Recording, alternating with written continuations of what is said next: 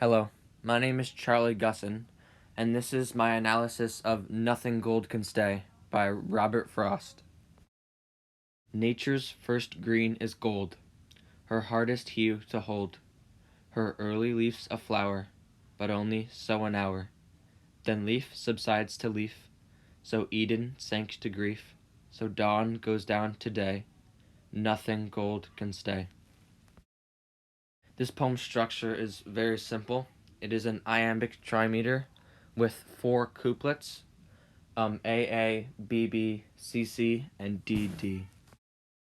This is a paraphrasing of the poem. Nature begins as gold. It is nature's rarest hue. She begins as a flower, but only briefly. Then nature changes, so Eden sank to grief. So dawn changes into day. Nothing gold can stay. Nature's first green is gold. This poem begins with a simple statement. Nature's first green refers to spring. Frost is saying that spring is beautiful, especially after the dead of winter. It is worth as much as gold. Frost uses the word first to foreshadow the change from spring to summer. Her hardest hue to hold. The use of the word her is a personification of nature. The word hardest again foreshadows a change from spring to summer. The hue is green, as explained in the first line. This line is used by Frost to emphasize the point that nature is always changing. The alliteration of the H's her hardest hue to hold also emphasizes the point that nature is always changing and spring is only brief.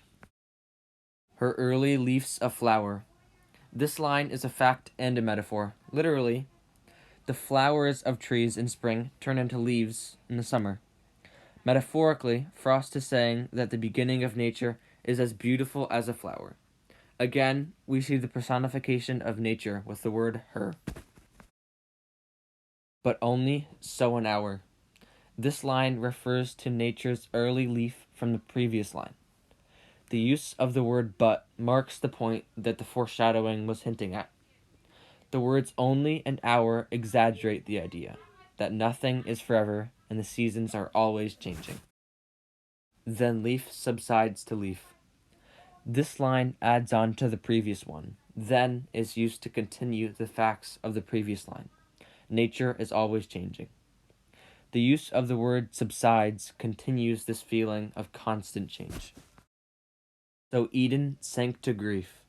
This line is an allusion to the story of creation in the Bible. As nature slowly changes from spring to winter, Eden goes from being the cradle of humanity to a place long forgotten. The Garden of Eden is also used as a metaphor for Mother Nature. The imagery of this line makes the grieving process of nature temporary and always changing. So dawn goes down to day.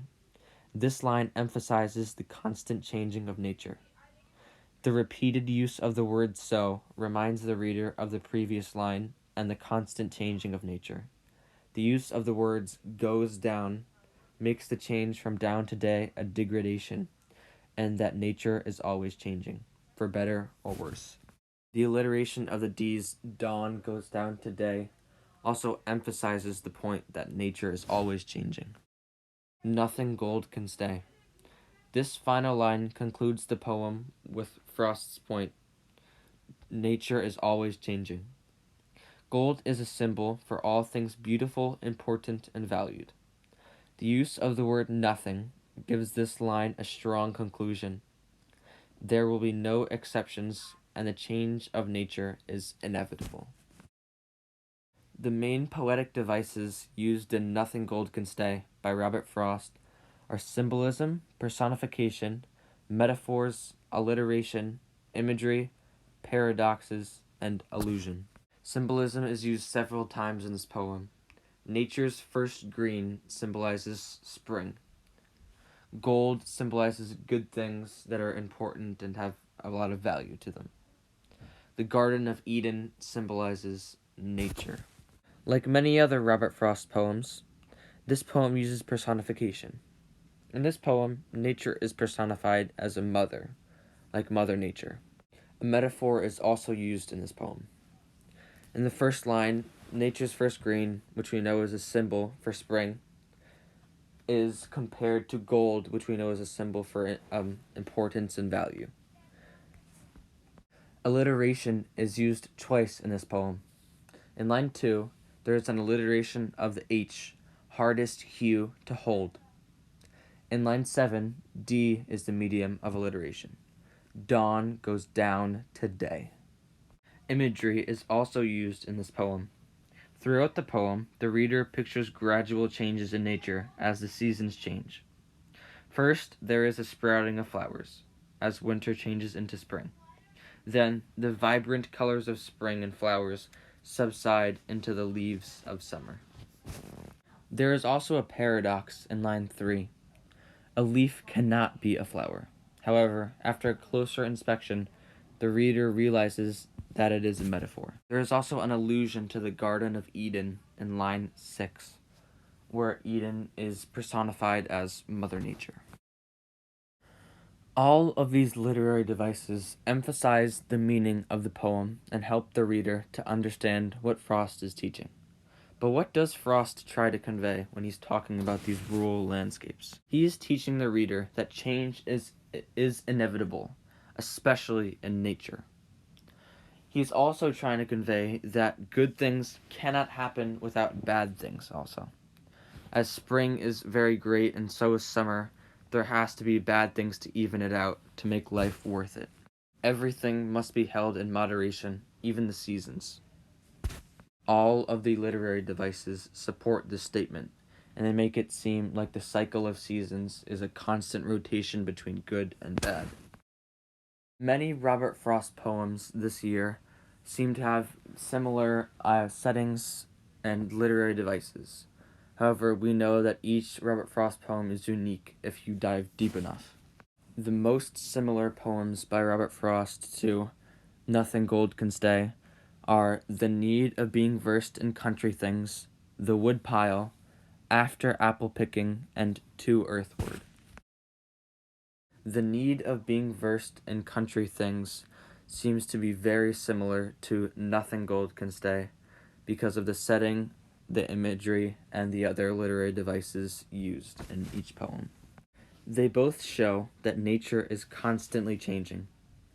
The need of being versed in country things mainly discusses nature. Nothing Gold Can Stay is completely about nature. Both poems also have some personification of nature to some degree or another. They also both have imagery of nature. Both poems also have dichotomies. The need of being versed in country things discusses artificial and natural things. Nothing Gold Can Stay discusses good and bad. The Woodpile also is very similar to Nothing Gold Can Stay in the regards that it takes place in nature and discusses nature. There is also symbolism. The bird and the wood are both parts of the narrator. Just as in Nothing Gold Can Stay, the gold is a symbol for all good and important things that are valued. After Apple Picking is also similar to Nothing Gold Can Stay. They both have allusions to the Bible. In After Apple Picking, there is an allusion to the ladder to heaven, and in Nothing Gold Can Stay, there is an allusion to the Garden of Eden. Both allusions are used to emphasize the meaning of their respective poems. All of the poems discussed are similar in one way or another to Nothing Gold Can Stay. However, To Earthward is probably the most similar to Nothing Gold Can Stay. This is probably because of the meanings of the two poems. They are very similar as the dichotomies are between good and bad in both poems. In To Earthward, it is about a man who has experienced life and wants to experience good and bad because you can't have one without the other. In Nothing Gold Can Stay, however, it is about nature and the constant change between good and bad in the seasons. Both poems also have a bunch of symbolism. Also, both poems use their titles to further convey the meaning to the reader. Both poems also have a very specific turning point. To earthward, it is stanza 5 where it changes from past tense to the present tense. In Nothing Gold Can Stay, it is in line 4 with the word but. These poems are very, very similar to each other, even when the mediums used to convey the meanings are not as similar as other poems by Robert Frost. In conclusion, Nothing Gold Can Stay is a poem by Robert Frost talking about the changes in that life will always have, and the fact that you can't have good without bad, or bad without good. Like many other Robert Frost poems, this poem uses a bunch of literary devices to help further the meaning of the poem, and it requires a very deep reflection about the text to really understand what this poem is trying to say to us. I really enjoyed this year of English, Mr. Denby. Thank you.